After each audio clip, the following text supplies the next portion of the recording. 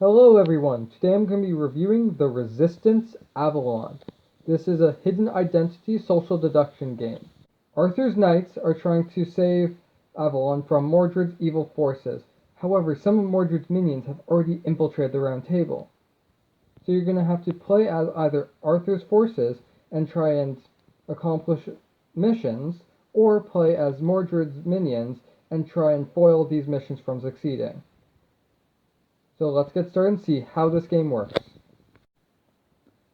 In this game you'll have a player board that looks something like this depending on the number of players you'll have. So it'll give you your tips for set. For instance, for 5 players you have 2 minions of Mordred and you set up with this quest tracker. The numbers that you see on the quest tracker for these dots, this is how many people are going on this quest. Everyone in the quest has to succeed, so they have to show a success in order for the quest to actually succeed.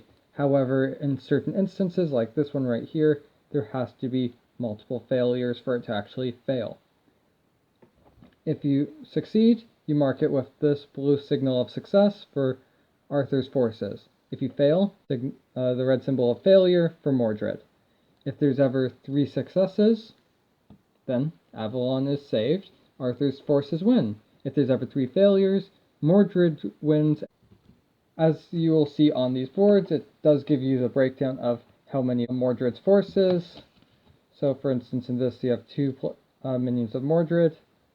So in a 6-player game, you will stack the deck with the good forces, basically the villagers from Werewolf, and the bad forces, the minions of Mordred.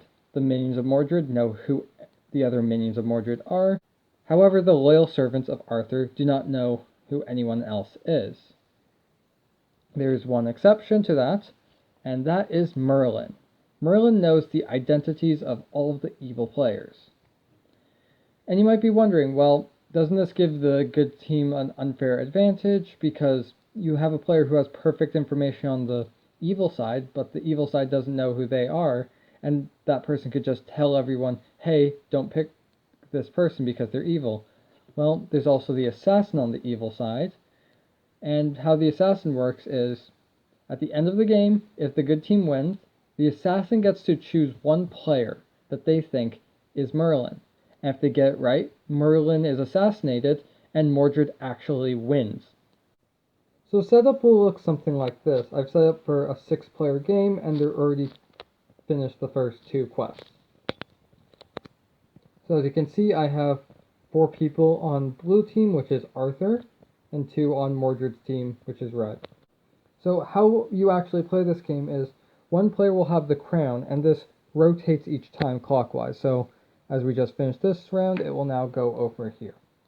The person with the crown, they are in charge of deciding who is going to be going on this quest. The point of the quest is you're trying to succeed in it, so the blue team can claim this area on the tracking board. Since you need 3 to win. As you can see, there's been 1 success and 1 failure so far. So this player would then pick 4 people, because right here it says 4. Keep in mind that this player can't see anyone's role, so these would all be hidden. So they would give out 4 of these to indicate who they want to go on their quest. So let's say they want themselves, let's say they want this person, and they don't trust that person, so they're going to pick this person. So they have decided on 4 people to pick to go on their quest. Every player will now then put one of these bags down. These are their votes. They are either approves or rejects. If a majority of people reject this vote, the crown goes to the next person, and then they do the votes again to see who they would want to have. So that person then gets to select 4 new people, and then you put 1 on this tracker.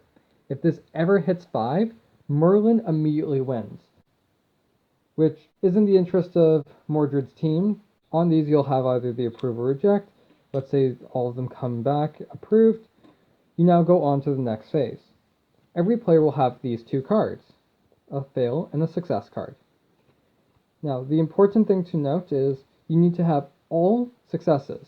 So for 4 people on a quest, you need to see 4 successes for it to succeed. If you are on Arthur's team, you can only play the success card. If you're on Mordred's team, you can play either.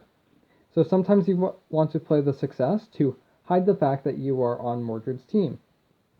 So for instance, here where you only have 2 people on a quest, that would be a good idea for you to throw a succeed card in if you're one of Mordred's forces, because if you are found out to be one of the evil players right off the bat, it makes it very hard to win. So then you would have all the players throw out one of their cards in secret, so it'll look something like this. All of the players will have given their cards face down, and now you can see that you have 3 successes and 1 failure, meaning there's at least 1 person in this group who is one of the minions of Mordred. You then place the red counter on that space. And then you proceed to the next quest. So this will go here, you remove these, and these cards will then be taken away. There are ways that you can actually make the game a little bit more interesting, and that's by adding special role cards. On the good side, you could add characters like Percival. Percival is someone who knows who Merlin is from the very start. Then you also have Morgana.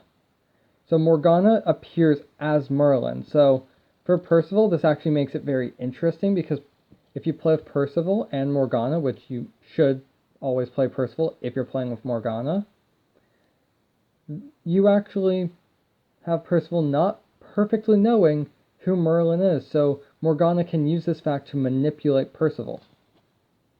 You also have Oberon, who is unknown to evil. So this kind of makes it kind of chaotic for the evil side, because they don't really know if this person's to be trusted or not. They're playing with knowledge about 1 fewer person, so they don't have perfect knowledge. Or Mordred, who is unknown to Merlin. This really does help out the evil team, because now Merlin doesn't have perfect knowledge about who is evil and who is not. So those are all the hidden roles in this game. It doesn't have as nearly as much as some other games, but they do add quite a bit. Another thing that you could do for this game is add the Lady of the Lake mechanic. This is a token that goes from one person to the next, similar to how the crown works. And what that person can do is, at the start of the round, they can choose a player. And that player then has to reveal one of these 2 cards to that person in secret. This is showing what alignment they have. Are they on Arthur's side or Mordred's side? The player who had the Lady of the Lake can then do with that information whatever they like. They can tell the truth or tell a lie. They just can't show the actual cards themselves. The Resistance Avalon. It's a really nice, light, quick social deduction game. It resolves a lot of the problems that we see in Ultimate Werewolf. For instance, you needing a massive group, where that game is 9 people minimum. This is 5 minimum. And it's a lot more simple. It's easier to just pick up and play. It doesn't require a moderator. It's very quick, very easy, and that's kind of the benefit of it. It's the simplicity of this game makes it a good social deduction game. The gameplay of it is incredibly easy. The only downside to it is it's not as exciting. I do like the rules that they have. I wish there were more, but the rules that they have, especially in the base game of Merlin and the Assassin, add a lot of really good elements that I wish were there in the original The Resistance. But other than that, there's really not much to say about why I think this game. It's just very straightforward, a nice social deduction game. There is definitely bluffing and lying. Is it my favorite social deduction game? No. Is it a good social deduction game for smaller groups? Yes. This is a great one for smaller groups. I definitely recommend it over The Resistance, and I definitely recommend it for people who are in smaller groups. Is it better than Ultimate Werewolf? No. But is it easier to play than Ultimate Werewolf?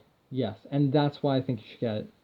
So thank you all for watching, and I hope you have a great rest of your day. Like, comment, and subscribe, and follow me on Instagram for more updates about videos.